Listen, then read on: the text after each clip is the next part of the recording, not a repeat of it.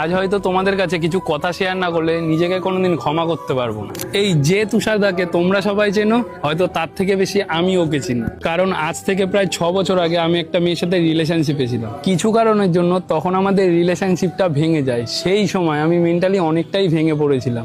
তখন আমার পাশে কেউ না থাকলেও একজনই ছিল, সেটা হচ্ছে তোমাদের তুষারদা। রাতের পর রাত জেগে সে না ঘুমিয়ে আমাকে টাইম দিত, কারণ আমি যেন কোনো ভুল সিদ্ধান্ত না নিয়ে বসি।